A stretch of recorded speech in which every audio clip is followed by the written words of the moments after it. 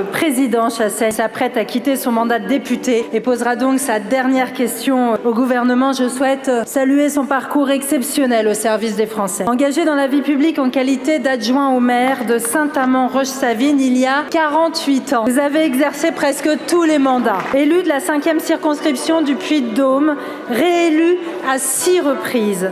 Vous vous êtes, au cours de ces 23 années de mandat, investi dans de nombreuses fonctions. Président du groupe de la gauche démocrate et républicaine depuis 2012, président du groupe d'amitié France-Cuba, vice-président de 9 groupes d'amitié et membre de 16 groupes d'études. Adoption à l'unanimité par l'Assemblée nationale puis par le Parlement dans son ensemble. Les 2 lois dites Chassaigne en 2020 et 2021 visant à revaloriser les pensions de retraite agricoles a illustré votre force de persuasion sur tous les bancs. Vos convictions, votre ténacité, votre sens de la formule vont nous manquer. Avec vous s'éloigne une grande figure de l'Assemblée nationale, dont la voix résonnera encore longtemps dans cet hémicycle. Je voudrais saluer aujourd'hui un très grand républicain. Vous continuerez à œuvrer pour l'intérêt général en retrouvant votre premier mandat à Saint-Amand-Roche-Savine. Au nom de tous les Français, je voudrais vous adresser nos plus vifs remerciements pour votre engagement pour notre pays, Monsieur le Président Chassaigne.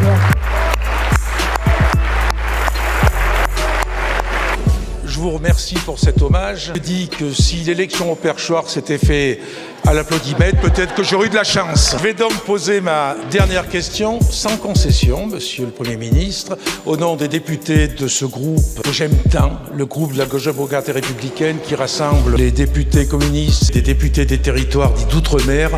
Vous m'avez donné beaucoup de bonheur et je voulais vous en remercier. Monsieur le Premier ministre, depuis plusieurs mandatures, les gouvernements successifs ont multiplié les coups de force. Triple coup de force que j'ai dénoncé de la loi travail de 2016 sur les réformes des retraites est devenu permanent. Coup de force contre l'opinion majoritaire des Français. Coup de force représentation syndicale. Coup de force contre le Parlement. Monsieur le Premier ministre, n'avez-vous pas délibérément trompé les Français en organisant un conclave alimentant de faux espoirs? Il laisse, selon moi, poindre une forme de mépris du Parlement en réduisant son rôle dans la suite de notre mandature. La violation de la séparation des pouvoirs que nous connaissons depuis des années et en péril notre démocratie. Par votre méthode et votre programme, vous alignez sur l'agenda de l'extrême droite pour que dans le contexte international, nous avons besoin d'une nation unie au service de la cohésion et de la paix. Je vous appelle un coup de force démocratique. Je vous remercie. Triple coup de force,